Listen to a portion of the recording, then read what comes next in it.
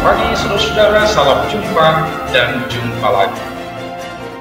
Kita sudah menikmati firman Tuhan selama ini, tentu banyak pengalaman suka dan duka sebagai pengalaman rohani, dan di dalamnya kita bertumbuh.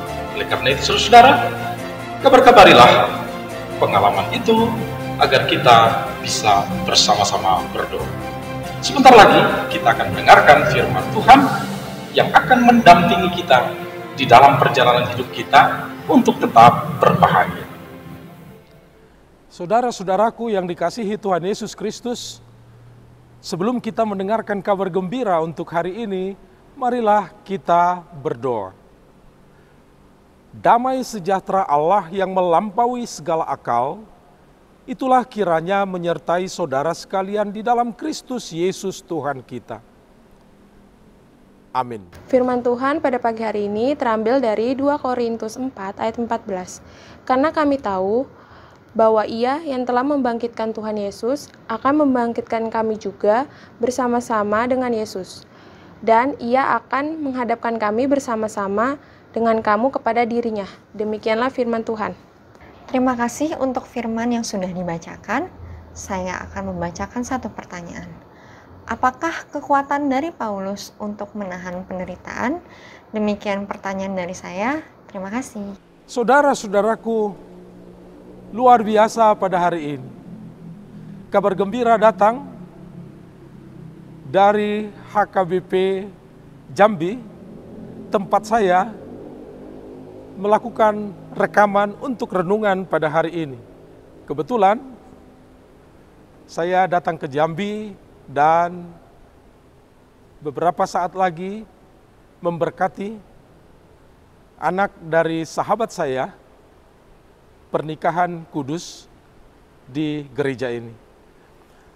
Inilah firman Tuhan, saudara-saudara, dari 2 Korintus 4 ayat 14, saya akan bacakan.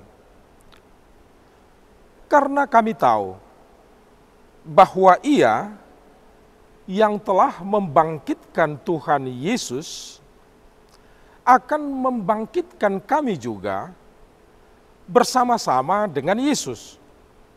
Dan Ia akan menghadapkan kami bersama-sama dengan kamu kepada dirinya. Saudara-saudaraku, kebangkitan merupakan tonggak iman. Akhir dari kehidupan, bahwa orang percaya akan dibangkitkan bersama-sama dengan Kristus. Kebangkitan Kristus adalah buah sulung. Kita yang percaya akan dibangkitkan bersama-sama dengan Kristus. Itulah akhir kehidupan. Saudara-saudara, apa yang kita lihat dari tekanan perkataan Paulus ini? Dia berkata, demi banyak orang, agar kasih karunia Allah yang besar itu semakin menyebar, semakin banyak menerima. Paulus siap menderita. Pertanyaannya, apa kekuatan Paulus? Inilah saudara-saudara pada ayat 14 tadi. Kekuatan Paulus adalah bahwa dia tahu, kami tahu, dia akan dibangkitkan. Inilah saudara. Apabila kita tahu ujung dari perjalanan, akhir dari sebuah perjuangan yang pasti tidak meleset, maka itu akan menyemangati kehidupan kita dari awal, dari sekarang. Saudara-saudaraku yang dikasihi Tuhan Yesus Kristus, saya mengajak, coba kita mengarahkan diri pada ending kehidupan kita, di mana akhirnya kita dibangkitkan bersama-sama dengan Kristus. Betapa bahagianya, betapa luar biasanya, dan pastilah kalau kita menyadari itu, ini akan menyemangati hidup kita. Saya tahu, dan saya juga mengalami banyak persoalan, banyak pergumulan, banyak yang membuat kita sesak napas. Banyak yang membuat kita tidak bahagia dari hari ke hari. Itulah sebabnya saudara, firman ini sangat relevan buat kita. Jangan lupa, Anda dibangkitkan kelak bersama-sama dengan Kristus. Mari kita pakai semangatnya, kekuatan kebangkitan itu mengubah gaya hidup kita sekarang, sehingga kita menjadi bersemangat, pun ada kerikil-kerikil tajam, gelombang ombak kehidupan, ini semua akan berakhir dengan kebangkitan yang akan kita terima. Oleh karena itu saudara, betapa sayang apabila kita larut dalam kedukaan. Betapa sayang apabila kita tenggelam di dalam persoalan. Bangkitlah. Hadapi saja persoalan semampu mungkin.